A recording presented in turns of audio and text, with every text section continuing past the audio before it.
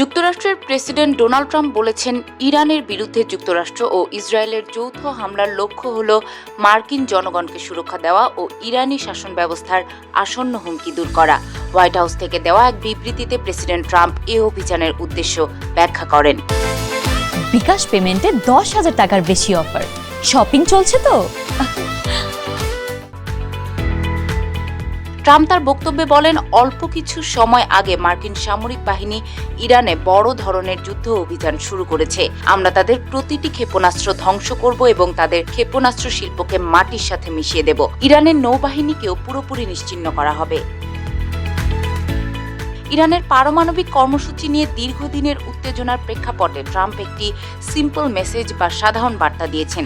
তিনি বলেন, ইরান কখনোই পারমাণবিক অস্ত্র হাতে পাবে না, এটি নিশ্চিত করা হবে।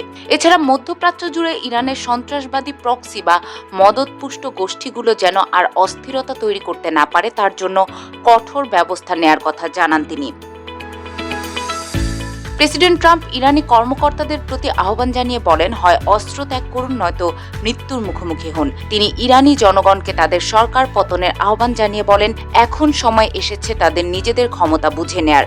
ট্রাম্পের মতে এই অভিযানের মাধ্যমে ইরান খুব দ্রুতই বুঝতে পারবে যে মার্কিন সশস্ত্র বাহিনীর শক্তি ও সামর্থ্যকে চ্যালেঞ্জ করার ফল কতটা ভয়াবহ হতে পারে। ইরানের পক্ষ থেকে এরই মধ্যে বিধ্বংসী পাল্টা আক্রমণের হুমকি আসে এবং সারা দেশের আকাশপথ বন্ধ করে দেয়। মধ্যপ্রাচ্য এখন এক অনিয়ন্ত্রিত যুদ্ধের মুখে দাঁড়িয়ে আছে।